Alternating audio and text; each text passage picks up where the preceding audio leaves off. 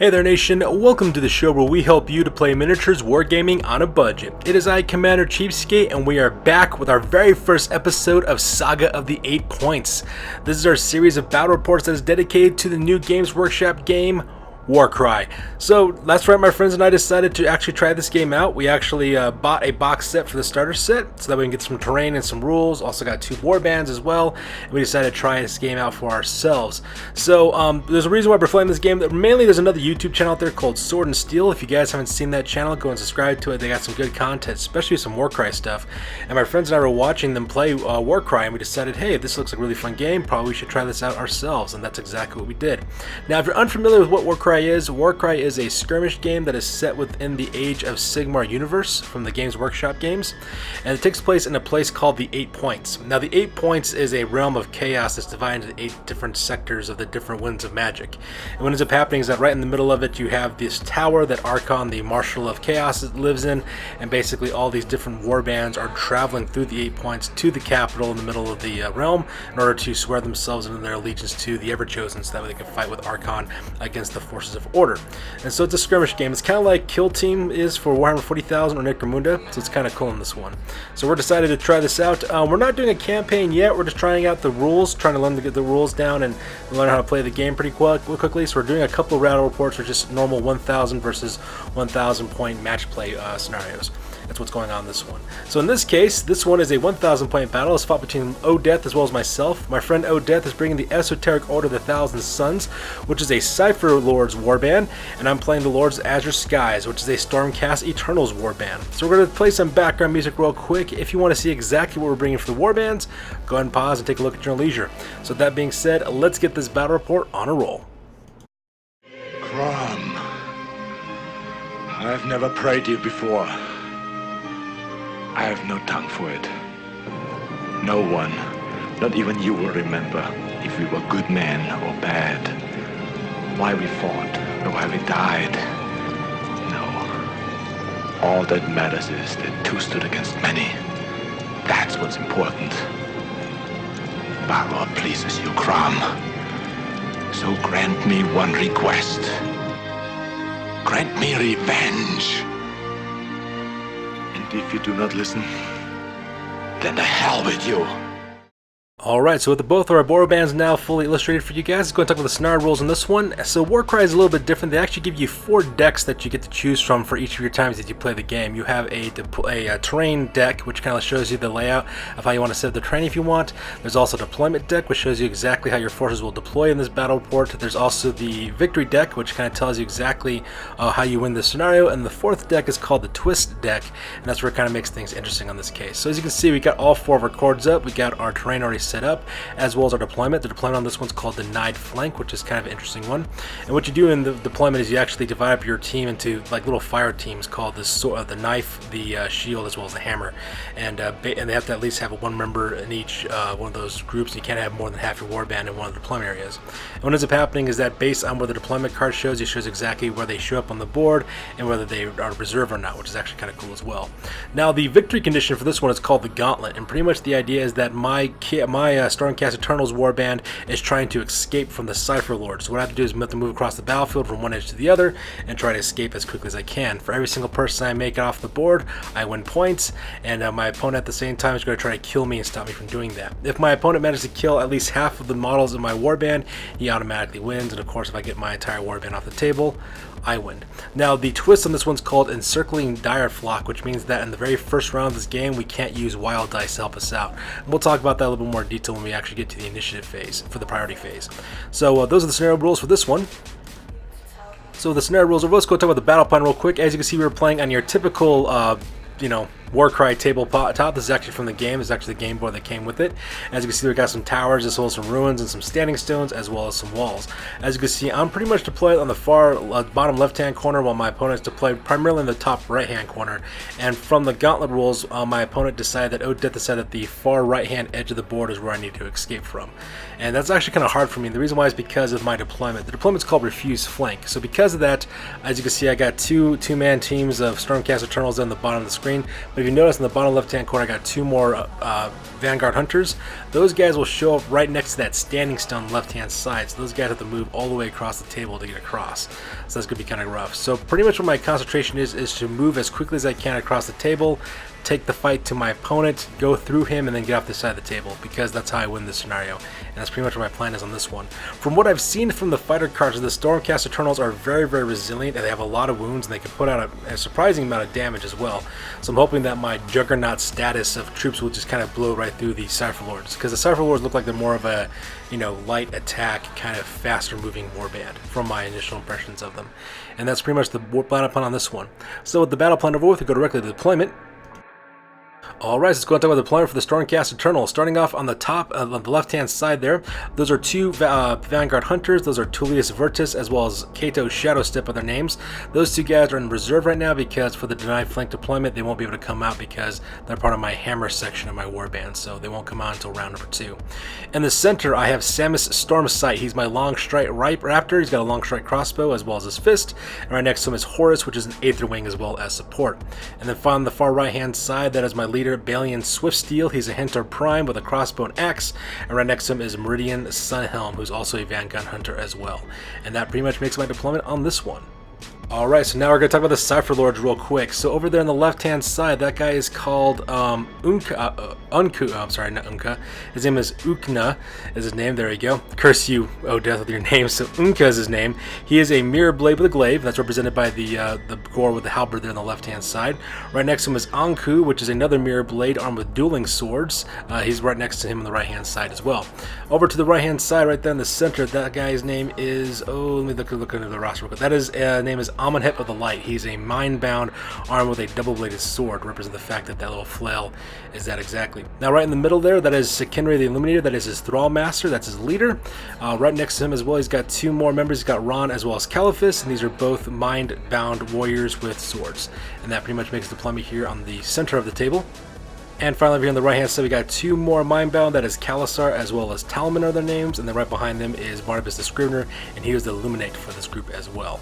And that pretty much makes the deployment for the Cypher Lords. So with the deployment phase over with, you go directly to the top at turn number 1, and my friend Odeth and I roll off for priority.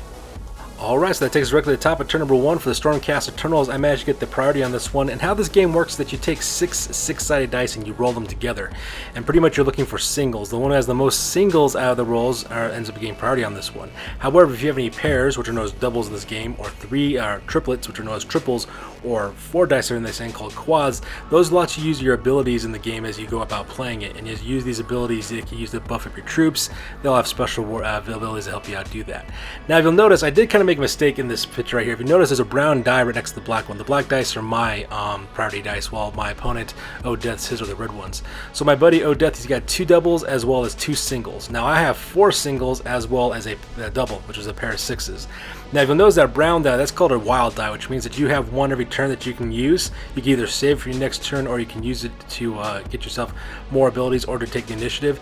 In this case, I use my wild die to get me another pair. The problem though with that is that because of the twist, the encircling dire swarm or dire flock, I'm not allowed to use wild dice this turn, and I accidentally made that mistake on this part. It doesn't matter though, because I don't end up using that pair because my buddy Odeth reminded me of the fact that I made that mistake, so it doesn't really impact the game later on. But just to let you know, if you're wondering why I have that die when I'm not supposed to, that's why. It's a brand new game. We're just starting to learn how to play it. So with the priority phase and me getting the initiative, we go directly into the combat phase.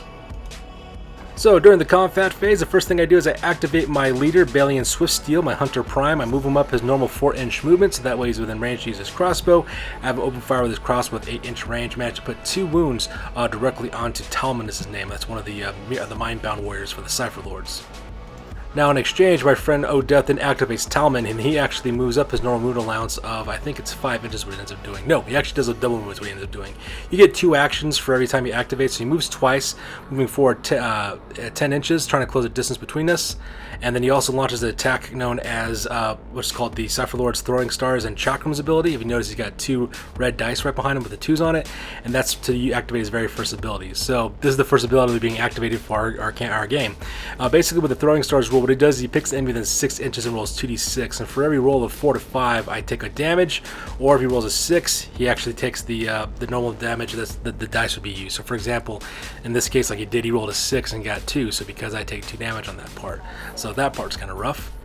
In response, I activate Sanus Storm Sight, my Long Strike Raptor. I have him take aim with his Long Strike crossbow directly into Ukna, which is the mirror blade with a glaive, and I managed to pop that guy right off the table, which is pretty sick as well. I managed to hit him all three times with my, not all 3 times, I managed to hit him one time actually it was, and I managed to hit him with my Long Strike crossbow and got a critical hit on that one, which causes 10 wounds, which is exactly the amount of wounds that this guy actually had on him. So because that Ukna is just blown right off the table off the bat, and that part's kind of neat. So net the first blood to me in this one.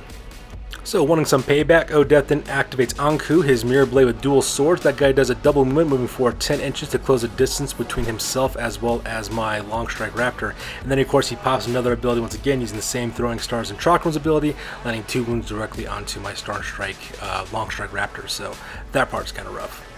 Meanwhile, then activate my next hunter, which is Meridian Sunhelm. He actually moves up to his normal moon allowance and then takes a pot shot with his crossbow as well. In this case, I actually used a generic ability, which everyone can use to add +1 to your attack. So that way, instead of getting 3 shots with this crossbow, he actually gets 4. And I managed to put 2 more wounds on that guy as well. So that guy is almost close to death, which is pretty awesome for me in this case, because the Cypher Lords have very little wounds in my opinion. They got about 10 wounds on average. I'm looking at about 20 wounds for each one of my guys. So that part's pretty cool. So up next, my buddy decides to activate another one of his warriors as well, one of his Mindbound, which his name is Kalazar. Kalazar does a double move over to the right-hand side to help out with some support for Talman there. And at the same time, I send in Horus, which is my little Aether Wing as well. He flies in directly to attack Anku as he ends up doing. He's got 3 attacks with strength 2, so not really expecting much of anything. However, I did manage to get 2 critical hits with his attacks, putting 4 wounds on this guy. So now this guy is carrying 6 wounds total, which is pretty amazing all things considered. Meanwhile, Odeth then activates Barnabas the Scrivener, his Luminarch, and that guy does a Luminate rather. That guy actually does a double movement, moving from behind the berm with the spikes through the ruins and on the other side, getting ready to flank. It looks like he's going for kind of like an envelopment tactic to attack both of my hunters. And that pretty much makes up his action phase on this one. And since I have no more warriors to activate, the rest of the turn is dedicated to my buddy Odeth. And for the rest of the turn, he just takes the rest of his Mindbound as well as his Thrallmaster and has him do double movements, moving up to a line to kind of block off any exit points that my support units might make on coming down to the field here in the next turn. And that pretty much wraps up round number 1 for our very first game of Warcry. Alright, so here's an overhead shot at the end of turn number 1. As you can see, I'm trying to push my assault over there on the right hand side, and my friend is trying to stop me from doing that by sending his Mindbound as well as Illuminate in order to intercept me at that same time. At the same time, he's also starting to assault forward with one of his Mirror Blades, Mirror Blades, trying to attack my Long Strike Raptor as well as my Aether Wing. And then he's got the rest of his forces kind of deployed in a kind of like a semicircle formation from the standing stone on the top left hand side to the top ruin there in the middle of the board. And the reason why he's doing that is because the next turn I get to deploy my last 2 Hunter Primes, and they'll be going right between the tower as well as those standing stones, so I'm kind of looking forward to that as well. And that pretty much makes up the end of turn number 1. So with turn number 1 over with, we go directly to the top of turn number 2, and Odeth and I roll off on priority to see who goes first. Alright, so it takes directly to the top of turn number 2 for the Cypher Lords this time. They managed to get the initiative on this one, and when we look at our dice for ability dice, I end up with a triple as well as 2 doubles, and my friend ends up with a double, and he decides to spend 2 of his wild dice or make himself have a triple as well. And since he's got 3 singles, he'll be going first on this scenario. However, before we get that far, we go directly into the reserve phase, and I finally get to deploy my last 2 hunters. They actually pop up in turn number 2 according to the refused flank scenario rule. So I put in Tullius Vertus as well as Kato Shadow Step, my last 2 hunters, and I put them right between the standing stone as well as the tower. So with the reserve phase over with, we go directly into the combat phase. And in the combat phase, my opponent decides to activate Anku first and decides to use one of his abilities called Low Sweeping Blow. When it ends up happening is you roll a d6 for all visible enemies within 2 inches of you.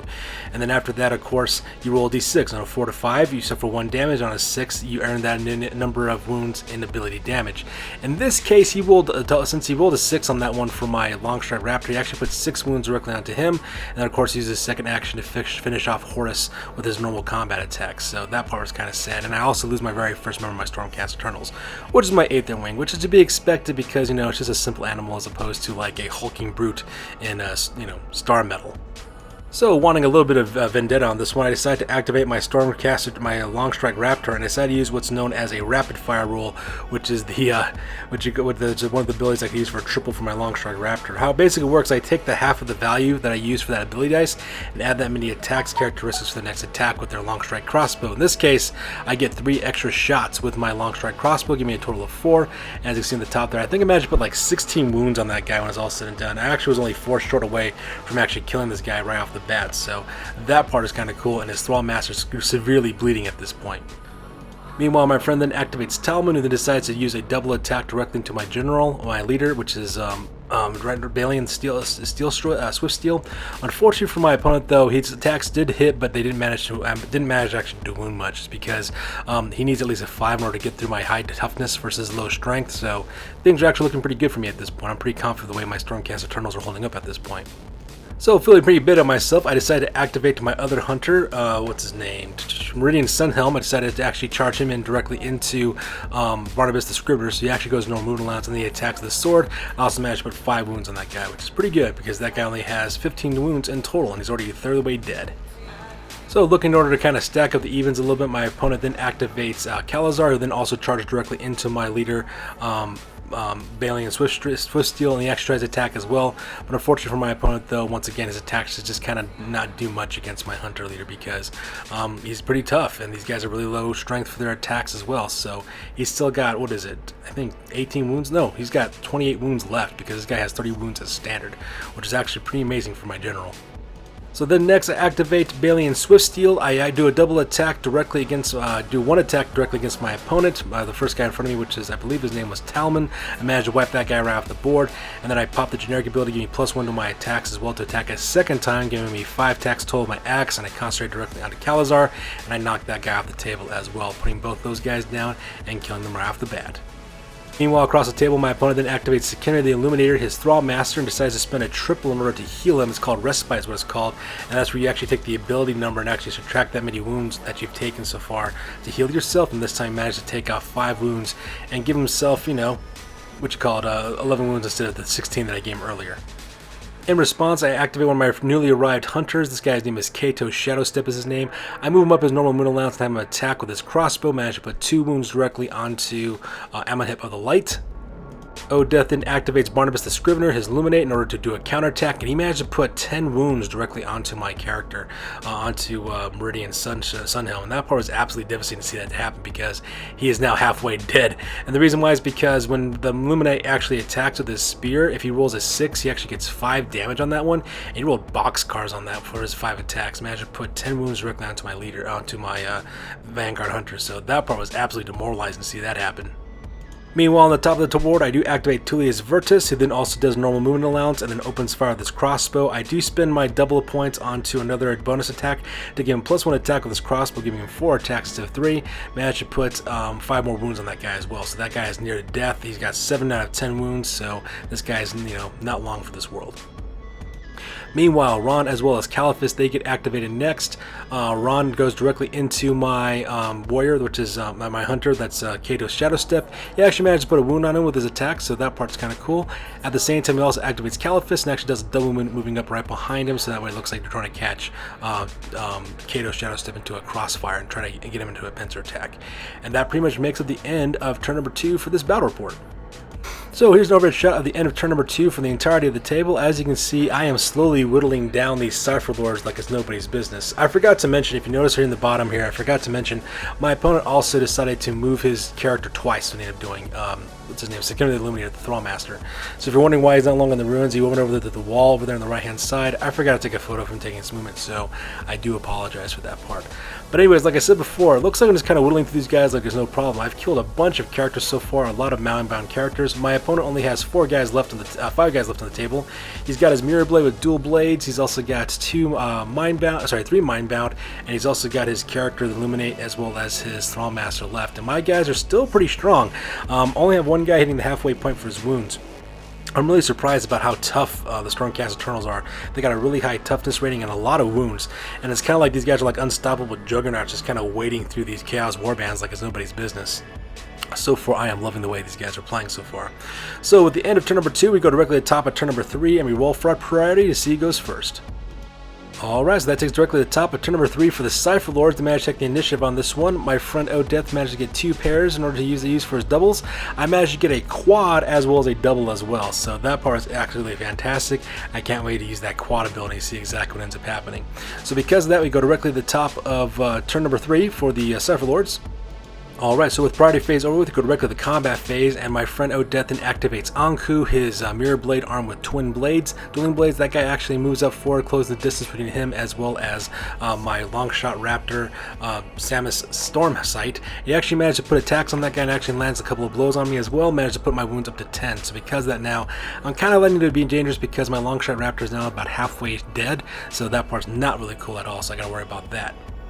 Meanwhile, for the next few activations, most of the combat took place right up here on the top of the board between my two Vanguard Hunters, Tullius Virtus and Kato Shadowstep, versus the rest of these Mindbound that are located up here on the top. So just to give you guys a little bit of impression of what ended up happening, is that my opponent managed to use one of his abilities for his chakra abilities, managed to put 8 wounds directly onto Kato Shadowstep, as in it kind of, sorry, not 8 wounds. He takes 10 wounds when it's all said and done between the attacks from the 2 Mindbound attack him as well. At the same time, I also managed to put 8 wounds from Kato Shadowstep directly onto that first guy. Ron is his name.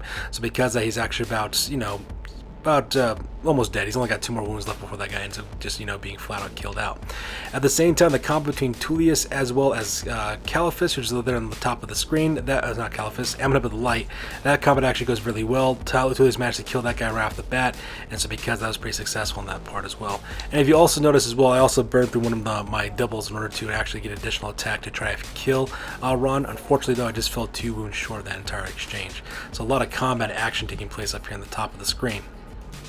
So Odeth gets to go next. He decides to activate Barnabas the Scrivener's Illuminate, spending a doubles in order to get an additional attack with his spear and manage to put another 5 wounds directly onto Meridian's Sunhelm. So because of that, Sunhelm is about 3/4 of the way dead, which is pretty rough as well. So I got to do some moves real quick, and that's when I decided to use my quad ability.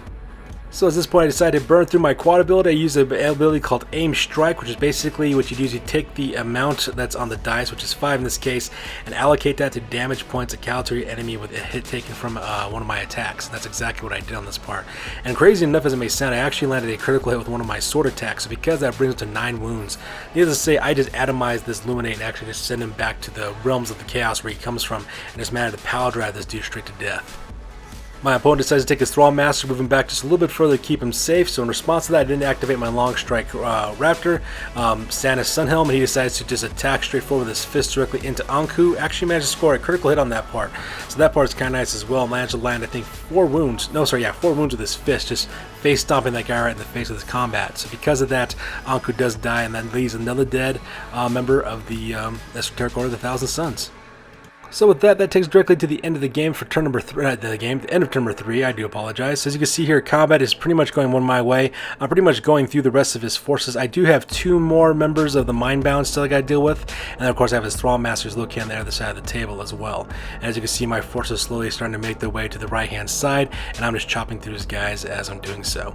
So with that being said, we go directly to the top of round number 4, we roll off for priority, see who goes first. Alright, so that takes us directly to the top of turn number 4. For the Stormcast Eternals this time, I managed to get the initiative on this one. So my opponent, he's got a triple as well as 2 doubles. I managed to get a triple as well as a double as well for our ability dice. So with the priority phase over with, we skip reserve phase, we go directly to the combat phase. Alright, so the first thing I do for combat phase, I once again activate Samus Stormsight, my Longstrike Raptor. Actually move up his normal movement distance of 4 so that we got a good line of sight with his Longstrike crossbow directly into the Thrall Master, excuse me.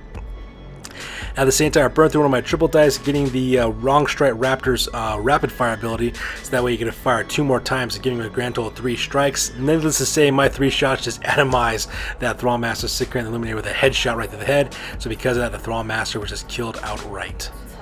Meanwhile, here on the top of the screen here, my opponent decides to attack forward with both of his guys, so we're going to talk about exactly what ended up happening here in a second. So my opponent decided to activate Ron and then also use a bonus attack, he used the Cypher Lord's ability, Throwing Stars and Chakrams, is what he decided to do it this way.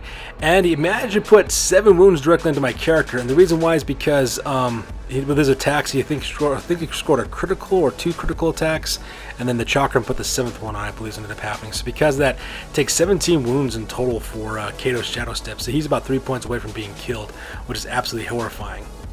However, I do a double attack. I use my first attack to finish off Ron, so I managed to kill that guy as well, and then I use my ability dice to get an additional attack to attack once again behind me directly into Caliphus, and I managed to kill that guy right off the bat as well. And by doing so, that pretty much wipes out the last of the Cypher Lords on this table. And with that, that takes directly to the end of the game for the Stormcast Eternals. I'm managing to make the win on this one because there's nothing stopping me from escaping since I killed all the Cypher Lords that were on here to stop me. So that being said, ladies and gentlemen, that's going to take us directly to the end of the game. We're going to go to the After Action Report because this game is now officially over. Sure, I could have stayed in the past.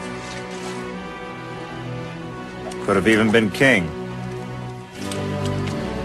But in my own way, I am king. Hail to the king, baby. Alright, now it's time for the After Action Report. This is the part of the battle where we talk about what went well, what went poorly, and what we can learn for the next time we do battle. This is the After Action Report for Saga of the 8 Points, Battle Report number 1, and this one ended up being a victory for yours truly. For my losses, I did lose Horus the Aetherwing, however my opponent Odeth, he lost Sekenre the Illuminator, Barnabas the Scrivener, Anku, Ukna, Kalazar, Caliphus, Ron, Talman, as well as Amonhet of the Light. And just to flat out say for you guys, this game is amazing. I love this game, Warcry. It is pretty awesome. To be honest with you guys, I was pretty suspicious of this game when I first saw it released and saw some of the things that were coming out for some of the promotional items as well. I was kind of hesitant to play it. It seemed kind of Flash Gordon-y, kind of like really cheesy looking at first, but this game is a blast to play. I'm just like really satisfied that my friends and I actually decided to go and get a kit and actually try this game out. The rules for this game are extremely simple. I mean, it is way simple. In fact, I love the game mechanics with this game. With the critical strikes, when you roll a 6 when you attack, you get more damage for critical strikes, and then plus you use your triples, quads, and doubles in order to use your abilities to attack and do bonus things in the game. It was really awesome. Now, I have seen some people complain about this game being too simple to play. However, to be honest with you guys, it is kind of a little bit of a difficulty at first when you play this game because the rules really are that simple. There was a situation where we were wondering, like, you know, if you go through a ruins, like, you know, there's a scene with this Thrallmaster, does it worry about moving vertically or anything like that? And we're like, well, let's take the look rules real quick. Nope, it's just real simple. It's just straight, you know, horizontal movement. No problems asked on that one. So because of that, you wouldn't think that the rule for it or the solution for rule would be that simple, but it was. And because of that, it made this game very intuitive the way you kind of played it out. You just move characters as you need to, do things as you need to as well. There's not much rule double checking. In fact, you're just actually spending more time playing the game and thinking about what you're going to do instead of looking at rules. One of the problems when playing miniature wargaming is that a lot of the time spent isn't actually spent playing, it's looking up rules because you had a question or you don't remember it. But because this game has so very little of them, they're so simple, you just can kind of like intuitively figure it out and just power right through, which is really nice. Which really adds to the fast-paced nature as well as the brutality of this game as well. This game is really brutal. All the attacks do multiple wounds. It's very quick. You gotta think on your feet quick. You really feel like you're kind of throwing it down in the realm of chaos, trying to take it to your enemy because of so many variables taking place. So it was pretty awesome as well. Another thing I really liked about this game, I love the randomization for deployment, the plot twist, as well as the victory conditions. It makes the game very interesting as well as unpredictable as well, which is a nice thing because it makes you kind of like try to figure out what's going on around the fly. One of the positives about this game is that Stormcast Eternals are super tough in this game. They have really high toughness, they have high wounds, high damage output, and this is what I imagine Stormcast Eternals were supposed to be able to do in the Age of Sigmar. Just imagine these guys being these huge juggernauts just kind of weighted through their opponents because like bringing the righteousness hammer down onto their opponents, and that's exactly what they did in this game. I was really surprised how tough they were. My opponent did lose quite a bit, did lose this scenario. However, it's not like he didn't, you know, cause a lot of damage. He actually put quite a bit of damage on all of my Stormcast Eternal characters right off the bat. The only problem I think my opponent has is that his forces were too thinly spread out, and because of that, I kind of pile drive right through him because of that. Most of the combat were one-on-one fights in that case, so because of that, when you're doing that against my guys, because they're so high in toughness and damage output, it's really to my advantage to do that. So I think if my opponent wants to like outflank me or gang up on me by having multiple fighters take on each of my Stormcast Eternals, I think you'll actually have a better chance of surviving. But needless to say, this was an extremely fun game against an awesome opponent, and once again, I can't wait for the rematch on this one. So that's going to do it for this one, you guys. As always, please feel free to like, comment, and or subscribe. Your guys' input is always appreciated. Also, check us out on Facebook, Instagram, as well as blogger.com for all the greatest about the hobby news on this channel. That's going to do it for this one, you guys. We'll catch you guys in the next one. Peace out.